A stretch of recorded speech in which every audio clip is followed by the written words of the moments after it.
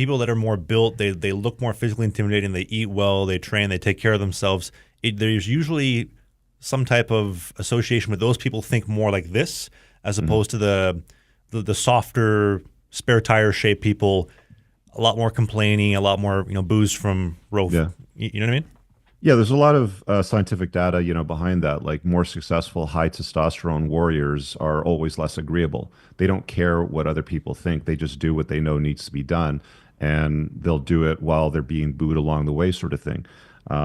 That's just the way that it is. There was an interesting, study that they did with, since we talked about it earlier, Porsche, where they gave guys a Toyota Camry and they drove that for 20 minutes and they were measuring their testosterone and their blood serum.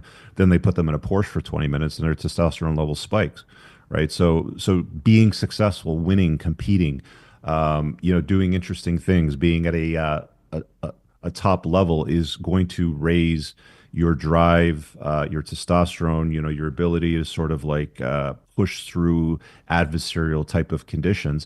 And some people won't like that. I mean, you hear this term today, toxic masculinity. Oh, he's toxically masculine. Sure.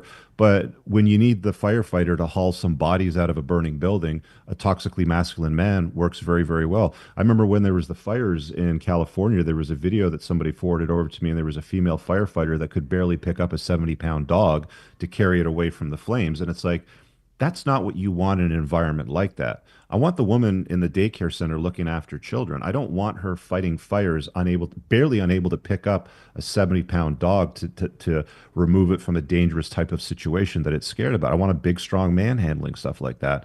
And that should be okay. I don't know why we got away from that, in the name of inclusivity and equity and all that sort of stuff. It's just not working. In hockey too, fighters and enforcers, you want the big, tough 240-pound Ryan Reeves, Derek the Boogeyman Bugard, the Curtis McDermotts, right? Yeah. Well, it's interesting. A lot of those guys who we end up losing them sooner than later because of a lot of that mental stress that they go through being that quote unquote goon. Yeah. The world needs goons. Before we let you go, Rich, I'm curious to know, are you working on anything new? What's driving you these days? Just creating more content. I'm in the editing stages of a follow-up book to my first book, The Unplugged Alpha. I've got a great community as well. Amazing book, by the way. I've read it like 10 different times.